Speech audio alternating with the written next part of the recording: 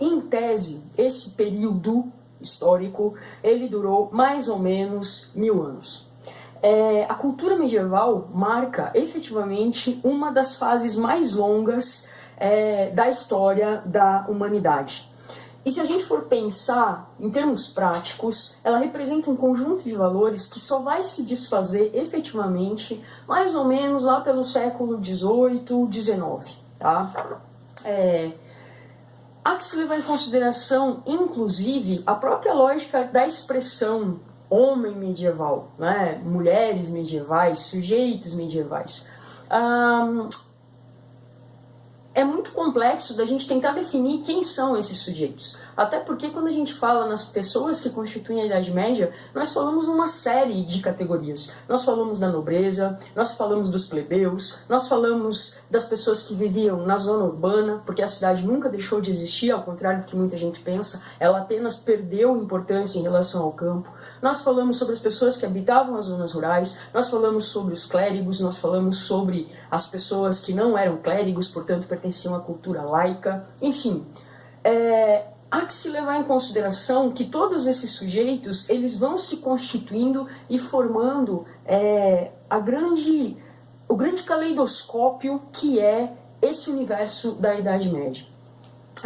Alguns historiadores, já que a gente falou do começo, né, em 476 ou então em 395 depois de Cristo, alguns historiadores, como é o caso do Jacques Le Goff, eles se insurgem também contra as datas que marcam o fim da Idade Média, sendo que as mais conhecidas são 1453, que é a queda de Constantinopla. Essa também é uma marca bem tradicional da história positivista, que vai datar o início em 476 e o fim em 1453, ou mesmo 1492, que é uma outra possibilidade, que teria sido aí a descoberta da América pelo nosso amigo Cristóvão Colombo.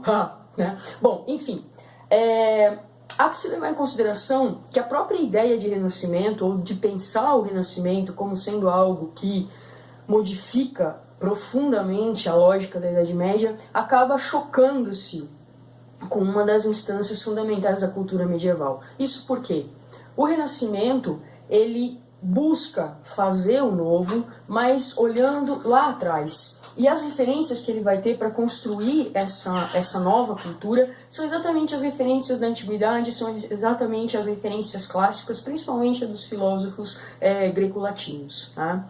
Então é muito complexo da gente pensar, por exemplo, o Renascimento como sendo também uma marca de corte da Idade Média. Isso porque, se a gente for pensar, o período medieval também é constituído por uma série de renascimentos. Né? O próprio humanismo renascentista nasceu da Idade Média. Né?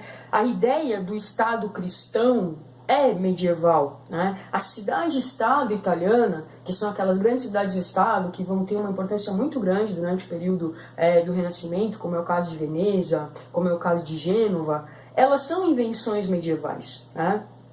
Na verdade, também a gente precisa considerar que a Idade Média, ela progrediu exatamente porque ela pisou muito firme nos terrenos políticos, sociais, econômicos, culturais, intelectuais que advêm aí da herança greco-latina. Em alguns casos, se a gente for considerar a própria perspectiva de longa duração, a Revolução Francesa pode ser considerada, dentro de algumas tônicas, uma herança medieval. Tá? Com isso também eu não estou querendo dizer que não ocorreram mudanças, senão daqui a pouco vocês vão olhar para mim e falar assim, pô, então a gente ainda está na Idade Média? Bom, eu acho que quando a gente fala em intolerância religiosa em pleno século XXI, talvez a gente ainda seja muito mais medieval do que os homens e as mulheres medievais. Mas enfim, não vamos entrar no mérito dessa questão. O que eu quero dizer é que a Idade Média, ela deixou marcas, ela criou processos de organização tão profundos que ficaram presentes e muito claros dentro da nossa lógica de pensamento. Né? Hoje, a historiografia tende a ver essas contingências como sendo, vamos dizer assim, erros de perspectiva. Na verdade, o que a gente vai articular dentro desse processo é exatamente o sentido de história que nós temos, é exatamente a definição de valores que nós, humanos, que vivemos no Ocidente, articulamos, e principalmente a maneira que nós temos de pensar esses valores em relação uns aos outros. A grande questão é que a história desse pensamento é extremamente complexa, e se a gente for procurar, é na Idade Média que a gente vai encontrar alguns dos ranços mais presentes na própria história do mundo contemporâneo, a saber, por exemplo, os ranços que existem entre o Oriente e o Ocidente, né? E a gente vai ver que a raiz disso vai estar nas cruzadas. Como que a gente define essas pessoas que viveram na Idade Média? Como pessoas, assim como nós, pessoas que acreditavam em um processo relativo à natureza humana, que tinham suas próprias alegrias, que tinham seus próprios conflitos, que tinham seus próprios sofrimentos e que faziam suas próprias descobertas. Isso porque vale a pena a gente ressaltar que ninguém, em tempo histórico nenhum, se percebe naquele tempo histórico. As pessoas no seu tempo histórico se percebem como sujeitos do presente. E é por isso que às vezes é tão difícil da gente entender algumas contingências que existem entre o passado, o presente e, a partir daí, traçar perspectivas para o futuro. Bom, pessoal, eu espero que vocês tenham gostado e a gente se vê numa próxima. Um forte abraço!